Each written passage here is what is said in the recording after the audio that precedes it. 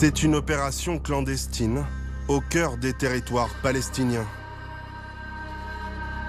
Le 30 janvier 2024, 2 véhicules pénètrent en Cisjordanie. Ils se rendent à Jenin, 380 000 habitants, bastion historique de la contestation palestinienne. Aux alentours de 5 heures du matin, ils se garent à proximité de l'hôpital Ibsina, le plus grand de la ville.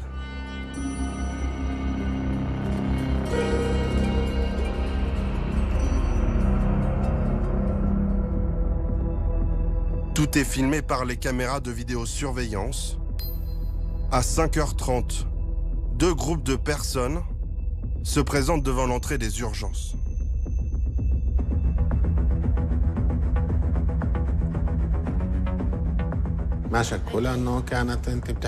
C'est un hôpital d'ordinaire très fréquenté. Des patients et des visiteurs passent sans arrêt. Cette nuit, qui se révélera maudite, nous semblait être une nuit de travail normal à l'hôpital. En tout, ils sont 9 et se dirigent au 3e étage.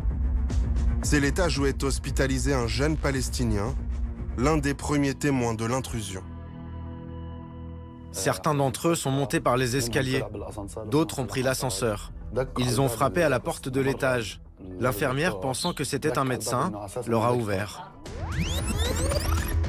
Il s'agit en réalité d'un commando israélien grimé en simple civil palestinien.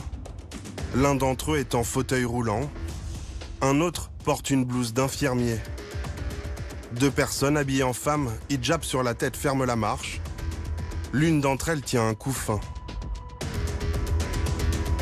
Cette incroyable opération d'infiltration a été planifiée et dirigée par 7 hommes. Pendant cette mission, j'étais le directeur de la police israélienne.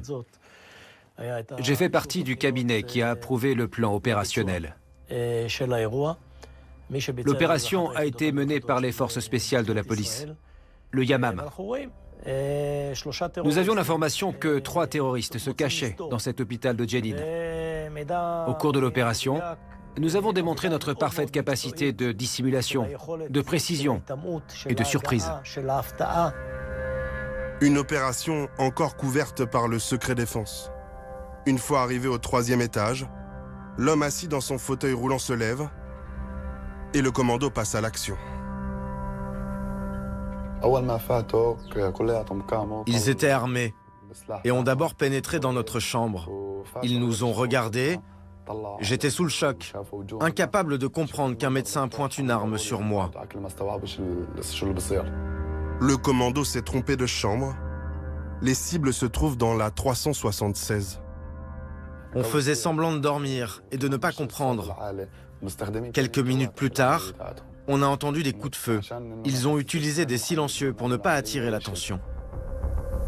Parmi les cibles du commando, Basel, âgé de 18 ans. On le voit ici sur son lit d'hôpital, quelques jours plus tôt, blessé par un tir de drone israélien. Ils ont assassiné ce jeune homme qui était hospitalisé à Ibsina depuis 2 à 3 mois. Il était accompagné par son frère qui lui rendait visite, ainsi que par un ami. Le commando les a abattus tous les 3 immédiatement après être entrés dans la chambre, sans la moindre vérification de leur identité.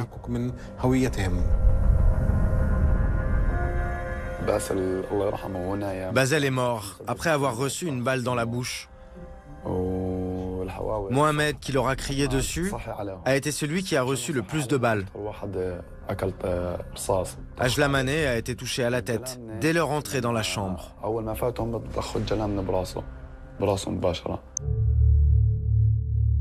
Le commando quitte le 3e étage, arme à la main. La tension est palpable. Il n'hésite pas à mettre en joue plusieurs personnes dans le hall des urgences avant de courir pour quitter au plus vite l'hôpital. Il est 5h43. L'opération a duré moins de 15 minutes.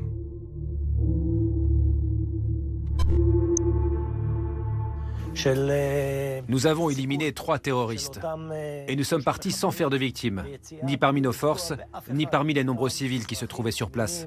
Nous n'avons touché aucun infirmier, aucun médecin, ni aucune personne qui n'était pas la cible de l'opération. Un assassinat ciblé au cœur d'un hôpital, perpétré par un commando sans état d'âme. Au petit matin, les familles et amis des 3 hommes assassinés viennent pleurer leur mort.